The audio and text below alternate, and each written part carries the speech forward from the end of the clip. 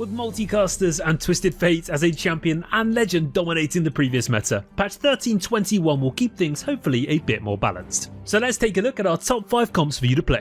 Our first comp of the patch is a comp that has been buffed back to back, and it's Shurima Nomads. This full comp uses Azir, Nasus, Jarvan, Sona, K'Sante, Fiora, Neferi and Taliyah. And for the legend to play, the Earth is the best bet here. This is a default comp which wants you to play a stable early game so you can save up gold and find your main carry units when you get level 7. You'd also want to reach higher levels to make sure you can 2-star your forecasts, but also find your highest cost Shurima K'Sante to take home the first place. For your items, your main carry Azir wants a Rage Blade, a Static Shiv and a Nash's Tooth.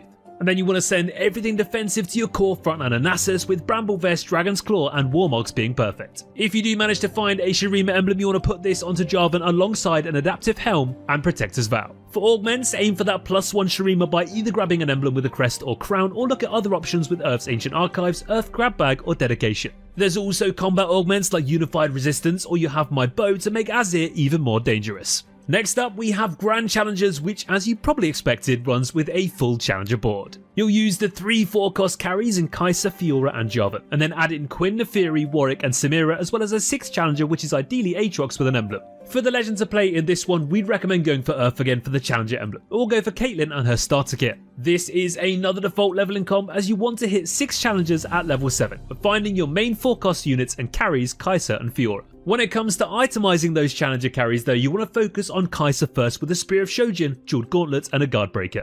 Then slam a BT and Titans on Fiora, and then she'll get the Starix Gauge Radiant item from the Demacia trait. Jarvan wants anything tanky, although Evan Shroud Warmogs and Adaptive Helm are the ideal options. For the +1 challenger emblem, you ideally want to get this and give it to Aatrox, but if you don't have it, you'll have to play Aurelia as another 1-cost challenger. For augments, keep your eyes open for a Challenger Heart's Crest or Crown. And since we're probably going for Earth again here, Ancient Archives is another great option to help get that emblem. Caitlyn's starter kit though is also a great choice, as you can get Kai'Sa, Fiora and Jarvan, which are all a core part of your comp. Then finally there's also Healing Orbs or the Challenger specific augment Defensive Dash. If you do want to see our Grand Challengers comp explained in more detail, then don't forget we have expert video guides for all the strongest comps every patch over on our website. So download our desktop app and watch these videos even in the loading screen before you get stuck in. Coming in at number 3, we have Noxus Empire with Mordekaiser as your main carry, slapping enemies down one by one. He won't hit quite as hard though without his Noxian companions in Swain, Sion, Darius, Katarina and Cassiopeia, as well as an Aatrox and Azir to complete your comp at level 8. For the legend to play, you can once again use Earth for the Noxus emblem, but also Twisted Fate to make sure you get the right and specific items on your Mordekaiser. When playing this default leveling comp, you need to make sure you lock in 7 Noxus at around the start of stage 4 to benefit from the huge spike of the next trait threshold. So try to streak either way and only seriously start rolling some gold at level 7. Now for items, Mordekaiser has a few different build options, either as a melee or ranged carry,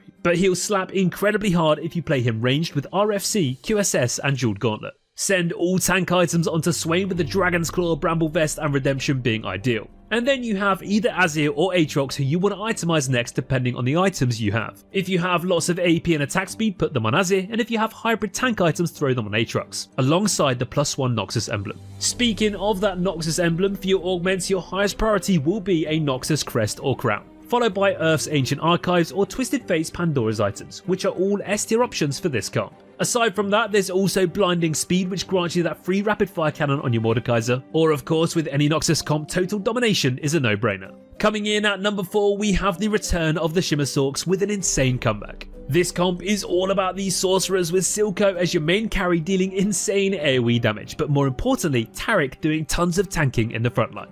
Your full sorcerer board would include Silco, Taric, Swain, Ahri, Shen, Vel'Koz, Soraka and Orianna. For the legend to play, you really do have to go for Twisted Fate with this one, as your carries need very specific items for this comp to work properly. But before jumping onto items, this is actually our 4th default leveling comp for this patch, which should really start shifting the previous reroll metas. Therefore, you want to save up gold and play around level 7 to find your main carry Silco. 2-star your board, activate 6 sorcerer and start shimmering your way to the top. So let's start with damage first, and your main source of that will be Silco. As blue buff has got some big nerfs this patch, you'll now run Spear of Shojin, Gunblade and Morellos. After that, you want to build up Taric with a really specific item setup, which is 2 Gargoyle Stone Plates and a Quicksilver. Because of these 2 Stone Plates, Taric will be alone in the front line. And the reason you take the Quicksilver is so he doesn't get stunned or CC to stop him using his ability. Because with all the AP the Sorcerer trait gives you, and Taric's shield scaling with AP, he's going to be pretty unkillable. The next unit you want to itemize is Swain, with utility tank items like Onyx Spark and Redemption being perfect choices.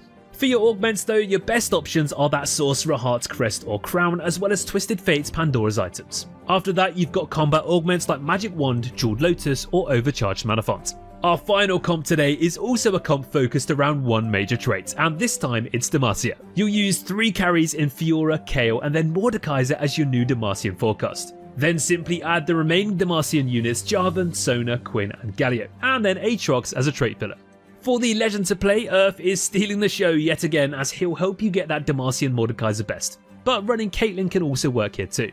Once again, this is another default leveling comp because you need to play around level 7 to hit 7 Demacia by finding your main forecast Fiora Jarvan and the Noxian traitor Mordekaiser. When it comes to items, the most important thing to remember is that you only have 2 items on all your Demacian carries, as they'll always have that 3rd Radiant item from the trait bonus. Kayle is your first carry in the game to itemize, and ideally, as always, you want 2 Guinsoo's Rage Blades. Then we have a combination of BT and Titan's Resolve on Fiora, and throw the +1 emblem and a rapid fire cannon on Mordekaiser. For augments, getting that Demacian emblem is definitely the best option, so don't think twice about going this comp if you stumble upon a Crest or Crown. Again, Ancient Archives or Dedication are another way to get that important emblem, but Caitlyn's starter kit is also a great choice. And of course, since we are playing a Demacian comp, Petricite Shackles is just too good to reroll. And that brings us to the end of our top 5 comps for you to play in patch 1321. Don't forget to download Mobalytics and use our in-game overlay to see all the best items, comps and in-depth guides to help you climb in set 9.5. Thanks for watching guys, and as always, take care.